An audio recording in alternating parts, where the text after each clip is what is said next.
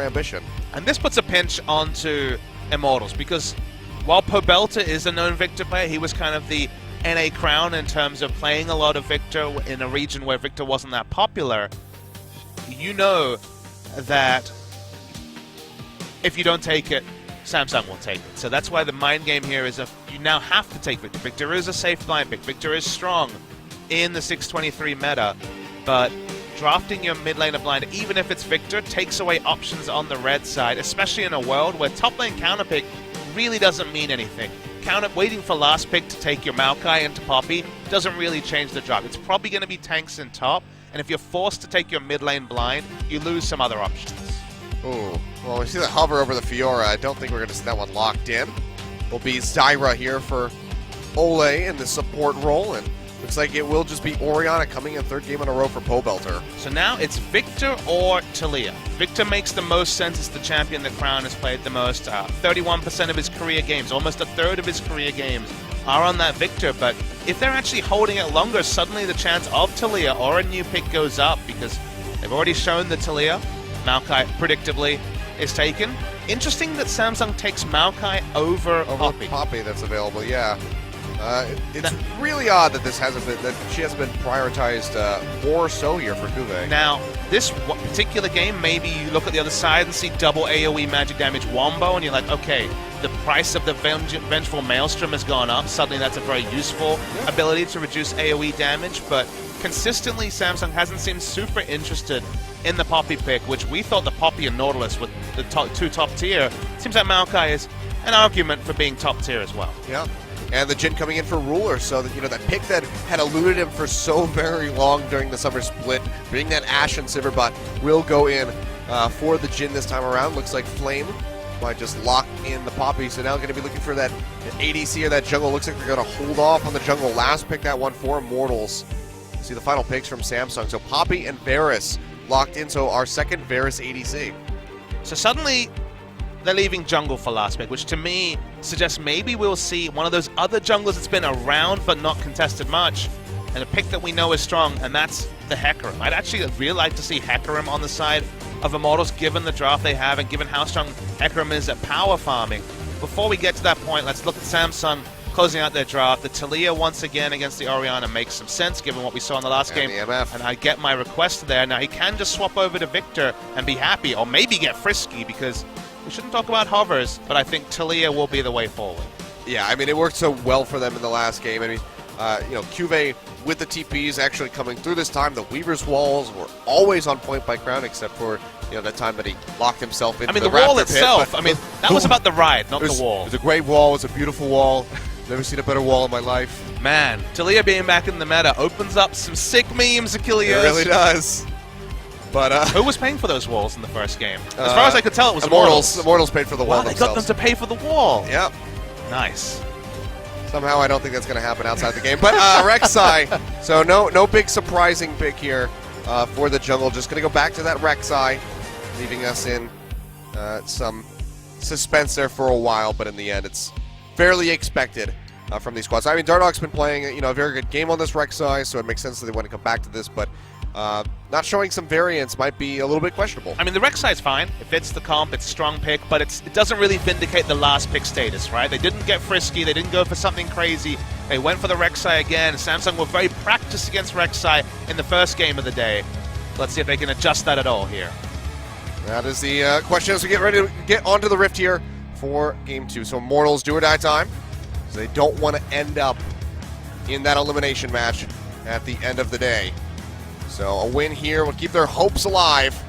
They can send Samsung into that match. Flame, what a handsome guy. He's smiling still.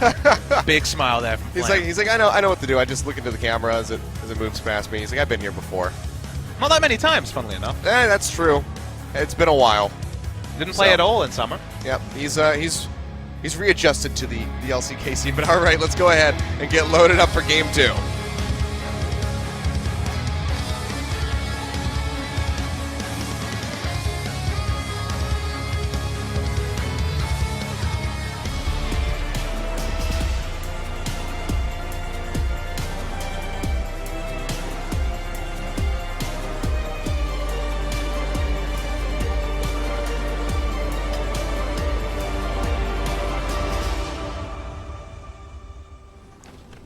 Welcome to Summoner's Rift. Entering in game 2, Samsung now swapping over to the blue side. Immortals on the red, running a fairly similar composition with the addition of that Varus coming in. Here's an interesting factor, maybe more interesting to me than other people, but if you think about it, Kilios, Flame didn't play in summer, so I don't know if he's ever actually played at Sangami Stadium before. In spring we were back in Yongsan. Yeah, no, he hasn't. This is actually his debut at OGN's nice new stadium, which opened in April. Okay, nice. We have Flame's debut. We'll have Piglet's debut here tomorrow. That's true. Piglet coming back to Korea after so long. I'm expecting that audience, the audience for that game, to be. It is still 10 a.m. on a weekday. I don't think it's the first match of the day. Even the second, right? Might be the second or third. But either way, I think the Piglet fans will probably be coming out. See how Rainover's fandom is here as well. I imagine it's gotten some growth to it. It certainly had a lot of growth to get. He did struggle back when he was on Incredible Miracle. Probably looked at all the fandom that Smeb was getting, a little bit of jealousy. No slouch in North America, obviously, and Europe for Rainover. Uni as well, and now he's got that SKT bump to I mean, no one knew who Rooney was. I hadn't played a professional game in Korea. That's why it's so intriguing. What does a player who's completely learned to play overseas show in Korea? Because the only other example we have is Crown, and he turned out pretty damn good. Yeah, he's done quite a good job. Ole's like almost there. He's like almost at that point, but he's not playing in Korea like full on. Well, so I don't know if it really counts. Sure. You have to have some leaps of logic to make that one work. Yeah. I'm really good at that, leaps of logic. Play-by-play caster. Just you know, just keeping it consistent. Don't stop believing, Achilles. I love that song. It's one of my Noraebang favorites. Noraebang is the Korean equivalent of karaoke, but more talking about the room salon than the get in front of a big group of people version of it. Definitely not that. Not what I was implying, but see a little trade coming out here. Both of them going to go pretty even on that.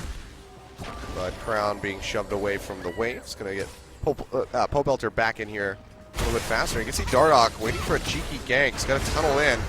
Be looking for that flash. Can't find it. Gets the ghost, though.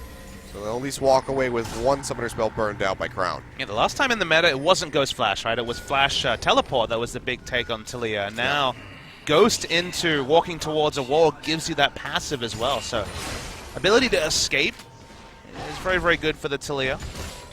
Oh, Crown's wow. low. Yeah, Pobelter. Does he Might go have to for flash this one? here. Oh, well, look at that. That's just going to be Dardoch coming over the wall. Snipes him with the Prey Seeker. A nice first blood picked up by him. He will find Ambition on Burrows. Get a little bit of damage in, but won't be able to find much else there. But nice and a very swift first blood picked up here by Immortals. It was basically a solo kill. Dardoch got the final kill with flashing over, but crucially, Crown flashed as well. So has no summoners and taking a lot. Lee Sin's visiting bot. Yeah, Cody-san's really far forward. It's going to be the flash. Can he get it out? No, it's going to be the Deadly Flourish. Connects, and now Ambition going in, but the exhaust is there from Ole to dissuade the Lee Sin from pushing any further. So an answering kill coming through very quickly by Samsung. 1-1 on the board. And now we see, okay, Immortals are capable of making those aggressive moves even after losing the previous game. We're going to finally see a replay.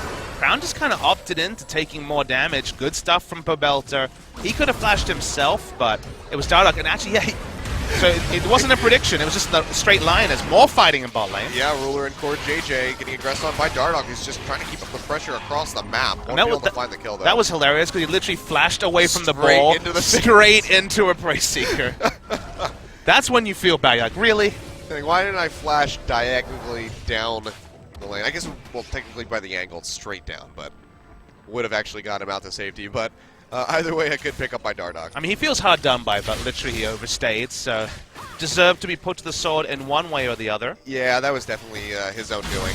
But now we get to see a bit more information, because, okay, no summoners, effectively solo killed in the mid lane. Can the Talia still be the force that we saw in Game 1? Snowball champion that looked great when lane's winning, but we're still looking for more and more information about Talia in its current state in 623. We have a very small sample size. Absolutely. So we can't really just say that she's the best thing ever. Not quite yet, but we'll see. Pobelter now with this blue buff is going to be wreaking havoc on that Talia. Shut the turn down yet again. It's a double door and start, and looks like Crown's going to have to go back yet again. So this will open up for a good denial to come through for Pobelter. That wave into the turret. Cody's Son having a bit of a hard time in this bottom lane. A lot of harass here with the Jin at a safe range, as well as that Misfortune. Punish not just the Zyra, but the Varus as well. She's up in CS though. But has to be cautious that he doesn't get another visit from Ambition into that bottom lane. Ambition doesn't want to overstay. Obviously wanted to get some bonus gold, killing all the little Krugs, but Orianna's coming up as well. They're trying to pinch on Ambition, but it's a hard thing to do when you're playing Lee Sin. Exactly. So, won't be able to find it. Meanwhile, Ruler and Core JJ just fearlessly walking up on Ole and Cody's Son. You can see chip damage coming through, making it rain. And they're just zoning off the Varus.